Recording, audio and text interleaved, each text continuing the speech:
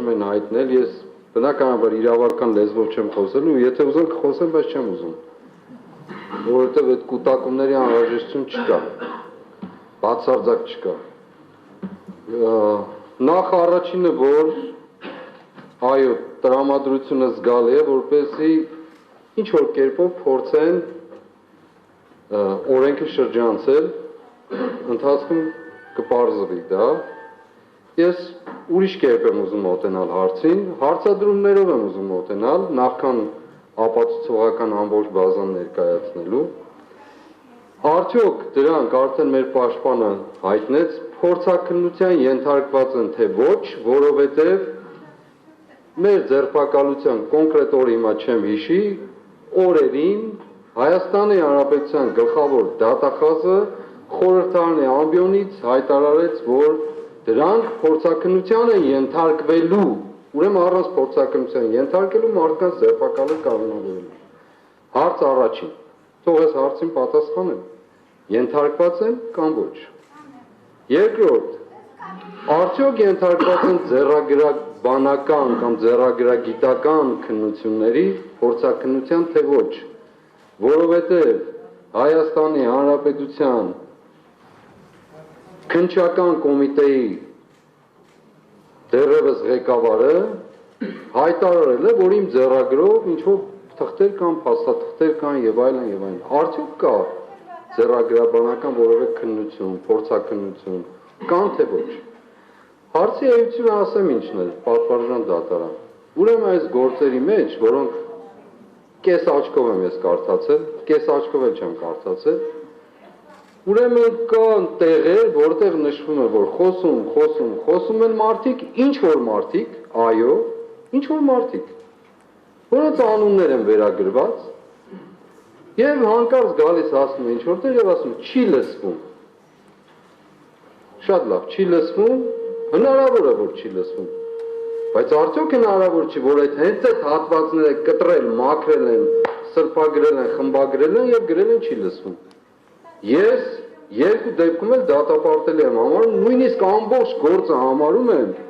որ գոյություն չունեցող է, եթե գրեթե 30%-ը շատ պահպանողական եմ ես ասում, չեմ ասում 40-50, որ ուզենք չափել, կչափվի, քանի տոկոսը գործի ամբողջ ծավալի չի լսվում, այդ գաղտնալսումները, չի լսվում, հիմա չլսվող գաղտնալսումներով եւ փորձաքննություն չանցած գաղտնալսումներով, դուք ոնց եք այս մարդկանց վրա ինչ-որ բան վերագրում,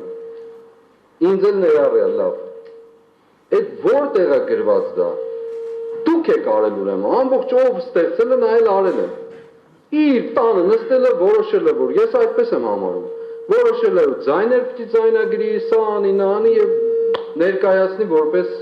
փաստ, ապացույց, գոյություն չունի այդպիսի բան, չէ՞։ Երրորդը, որ իմ կարծիքով ամենակարևորն է, որ ուզում եմ այստեղ ասել։ Ուրեմն հարց ունեմ մեղադրողներին։ Դուք այս ամբողջ գործընթացի մեջ նենգափոխում, կեղծիք հանդիպել եք թե ոչ։ Դեպքերի նենգափոխում, իրադարձությունների նենգափոխված ներկայացում, կեղծում, քարոզչական նպատակով դաշտ նետում, որպեսզի այդ ծավալով գնա կամ այդ ուղղությամբ գնա գործը։ Դուք հանդիպել եք թե ոչ, այս ամբողջ ընթացքում հնչել են տարբեր աստիճանի եւ մակարդակի վրա խոսքեր, որ այս գործը հիմնական իմաստով կամ որոշակի դրվագներով նենգափոխված եւ կեղծված է։ 6 ամիս շարունակ դուք պատասխան չեք տվել, որևէ ձևով, որևէ մեկը չի տվել։ Ես անցյալ անգամ ասացի պատվարժան դատարան, 2 անգամ խոսել եմ այս դահլիճում, այս պատվական դահլիճում, ամեն խոսելուց հետո հաջորդ օր ինձ կանչել են քննչական կոմիտե։ Պարզ է պատկերը, չէ՞։ Բացի ինձ կանչել են նաև ասենք Լիդիային Մանթաշյան, ուրիշների էլ, ոմանց։ Ինչու են արել դա։ Պարզ է պատկերը, որ մենք չխոսենք այս թեմաներից, որ իրենց քարոզչական դաշտում հմեկով այս վերջի 1 ամիսը ներողություն եմ խնդրում, միգուցե թեմայից մի քիչ դուրս եմ գալիս, բայց նույնն է։ Այս վերջի 1.5 ամիսը, որ ինձ դատապարտել են հեռուստացույց նայել, օրինակ,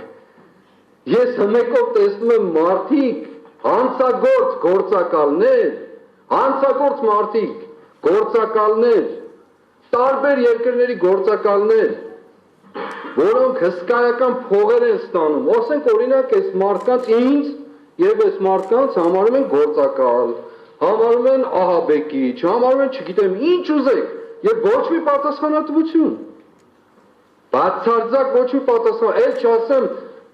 ստախոս քննչական կոմիտեի ղեկավարի զրպարտող արտահայտությունները, որոնք մինչև այսօր պատասխան չեն ստացել մեր կողմից բարձրացած հարցերին, դա այս դատարանի դահլիճից էլ է դուրս։ Եվ այո, ես վերադառնալով իմ սկզբնական կետին ասում եմ, այսօր լեզուս թող պտտվի ասեմ մեղադրողներին։ Եթե իրավունքը շրջանցելու եք իրավական մասը, բարոյական մասը, այո ասելու եմ, տղամարդկություն ունեցեք մի շրջանցեք։ Եթե բարոյական մասն եք շրջանցելու, իրավական մասը չշրջանցեք։ Երկուսից մեկը ընտրեք։ Երկու դեպքում էլ այլ բան է։ Նստեք հիմա, նստեք։ Ես գտնում եմ, որ այս ելույթը ոչ միայն վերաբերելիք է,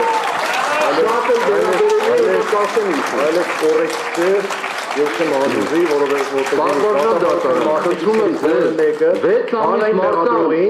հանային մեղադրողին տղամարդկության կոչանի կամ այլ կոչեր են։ Այո, ամեն մեկը դատավարության մասնակիցներից պետք է առաջնորդի իրեն վերապահված լիազորություններով։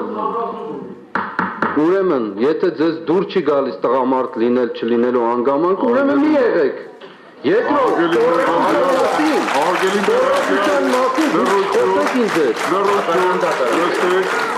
Նստեք, դատարան նստեք ձեր մտածությունը։ Հարգելի մեղադրող, հարգելի մեղադրող, չկան նման չափանիշ, որ կարող է հարգելի մեղադրող,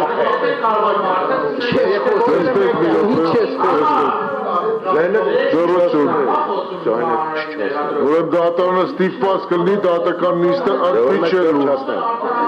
Նստեք, հարգելի մեղադրող, նստեք մի րոպե, գործելի տղայական չափանիշ լինելով։ Անդրամ նստեք, հա մեկ վարքան։ Նստեք, Որը մեկը տղայությունը